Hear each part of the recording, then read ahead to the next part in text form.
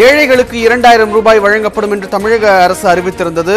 இந்த நிதி வழங்கும் திட்டம் தற்போதைக்கு நிறுத்தி வைக்கப்பட்டுள்ளதாக தமிழக அரசு தெரிவித்திருக்கிறது. சென்னை உயர்நீதிமன்றத்தில் தமிழக அரசு இந்த தகவலை வெளியிட்டிருக்கிறது. இதுகுறித்த கூடுதல் விவரங்களை வழங்குவதற்காக எமது செய்தியாளர் மதன் நம்முடன் இணைகிறார்.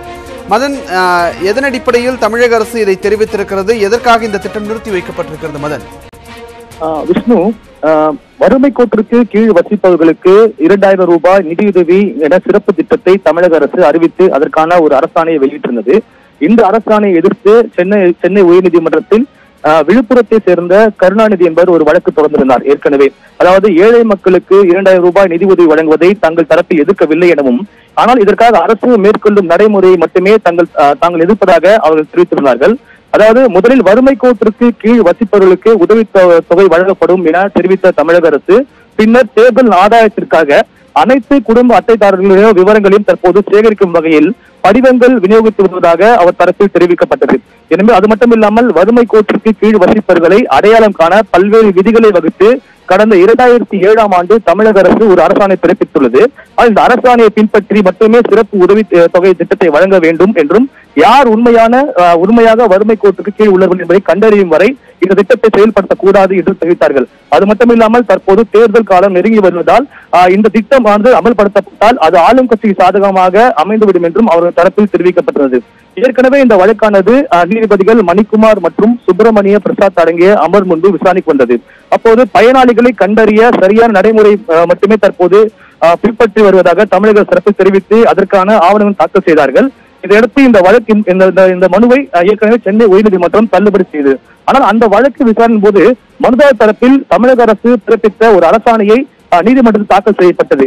ஆனால் அந்த அரசாணையும் தமிழக அரசு தரப்பில் கொடுக்கப்பட்ட அந்த அரசாணைக்கும் பல்வேறு வேறுபாடு இருந்தது. அதாவது தமிழக அரசு பிறப்பித்த அரசாணை என்று கூறி வழக்கு தொடர்ந்த கருணாநிதி தரப்பில் கொடுக்கப்பட்ட அந்த அரசாணையும் தமிழக அரசு தரப்பில் சமர்ப்பிக்கப்பட்ட அந்த அரசாணையும் பல்வேறு மாற்றங்கள் இருந்தது.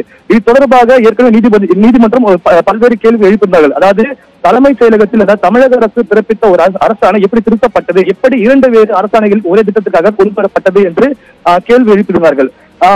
இது தொடர்ந்து இந்த ஏற்கனவே வழக்கை தொடர்ந்த கருணாநிதி என்பவர் இது தொடர்பாக விசாரணை நடத்த வேண்டும். அதாவது தமிழக அரசு பிறப்பித்த அந்த அரசாணையை திருத்தம் செய்த அரசு அதிகாரிகள் யார், அவர்களை கண்டறிந்து அவர்கள் மீது நடவடிக்கை எடுக்க வேண்டும் என்று புதிய மனுவை தாக்கல் செய்தார். இந்த புதிய மனுவானது இன்று நீதிபதிகள் அதே அமர்வு, அதாவது மணிக்குமார் மற்றும் சுப்பிரமணியம் பிரசாத் அடங்கிய அமர்வு முன்பு விசாரணைக்கு வந்தது. அப்போது தமிழக அரசு பொறுத்தவரைக்கும் ஏற்கனவே அந்த வழக்கு தள்ளுபடி செய்யப்பட்ட அந்த வழக்கு விசாரணையின் போது கருணாநிதி தரப்பில் தாக்கல் செய்யப்பட்டது ஒரு வரைவு அரசாணை மட்டுமே என்றும், அரசு தரப்பில் தாக்கல் செய்யப்பட்டது இறுதி அரசாணை என்றும் ஒரு விளக்கம் அளிக்கப்பட்டது. இருந்த போதும் தலைமைச் செயலகத்தில் இருந்து ஒரு அரசாணை ஆவணம் எப்படி வெளியானது என்று கேள்வி எழுப்பிய நீதிபதிகள் இது தொடர்பாக முறையான விசாரணை நடத்தப்பட வேண்டும் என்றும் அறிவித்திருந்தார்கள்.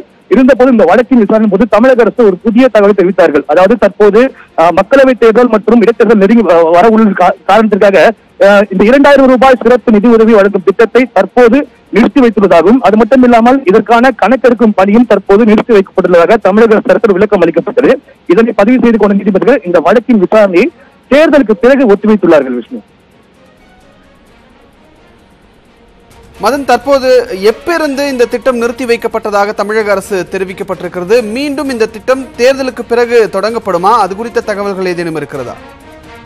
அதாவது ஏற்கனவே அரசாணை எதிர்த்து தொடரப்பட்ட வழக்கு தள்ளுபடி செய்யப்பட்ட போது அந்த வழக்கு விசாரணை போது தமிழக அரசை பொறுத்த வரைக்கும் அனைத்து முறையான விதிகளை பின்பற்றி மட்டுமே தற்போது கணக்கெடுப்பு நடத்தப்பட்டு வருவதாகவும், உண்மையான ஏழைகள், அதாவது வறுமை கோட்டுக்கு கீழ் உள்ளவர்களை கண்டறியப்பட்டு தற்போது இந்த திட்டம் செயல்படுத்த உள்ளதாக தெரிவித்திருந்தார்கள். ஆனால் இந்த அரசாணை தொடர்பான ஒரு சர்ச்சை இருந்தது. அதாவது தமிழக அரசு பிறப்பித்த அந்த வரைவு அரசாணை எப்படி வெளியானது, தமிழக அரசு பிறப்பித்த அந்த இறுதி அரசாணை எப்படி வெளியானது, இதற்கான காரணம் யார், அந்த அதிகாரி நடவடிக்கை எடுக்க வேண்டும் என்று தொடர்பான அந்த வழக்கு மட்டுமே இன்றைய தினம் விசாரணைக்கு வந்தது.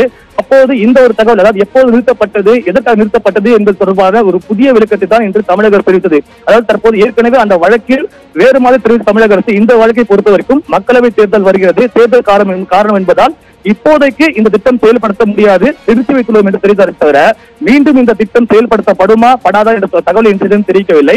இருந்த போதும் இந்த அரசாணை வெளியான தொடர்பாக, அதாவது வரைவு அரசாணை வெளியிட்டது யார் தொடர்பான விவரங்களை தாக்கல் செய்ய வேண்டும், அவர்கள் மீது எடுக்கப்பட்ட நடவடிக்கை தொடர்பாக பதிலளிக்க வேண்டும் என்று தெரிவித்த தமிழக சென்னை உயர்நீதிமன்றம் இது தொடர்பாக தேர்தலுக்கு பிறகு பதிலளிக்க வேண்டும் என்று உத்தரவிட்டுள்ளார்கள். இந்த வழக்கின் விசாரணை ஒத்திவைக்கப்பட்டுள்ளது. அன்றைய தினம் அந்த தேர்தல் முடிந்த பிறகு இந்த வழக்கு மீண்டும் விசாரணைக்கு வரும்போது இந்த திட்டம் மீண்டும் செயல்படுத்தப்படுமா இல்லையா என்ற தொடர்பான விவரங்கள் தெரிய வரும். நன்றி மதன், உங்களுடைய தகவல்களுக்கு. மக்களவை மற்றும் இடைத்தேர்தல், தமிழகத்தினுடைய இடைத்தேர்தல், சட்டமன்ற இடைத்தேர்தல் எதிர்வரக்கூடிய சூழ்நிலையில் தேர்தல் நடத்தை விதிமுறைகள் அமலில் இருக்கிறது. இந்த சூழ்நிலையில் 2000 ரூபாய் வழங்கும் திட்டம், ஏழைகளுக்கு 2000 ரூபாய் வழங்கும் திட்டம் நிறுத்தி வைக்கப்பட்டிருப்பதாக தமிழக அரசு சென்னை உயர்நீதிமன்றத்தில் தெரிவித்திருக்கிறது. இது குறித்த கூடுதல் விவரங்களை எமது செய்தியாளர் மதன் வழங்க கேட்டோம்.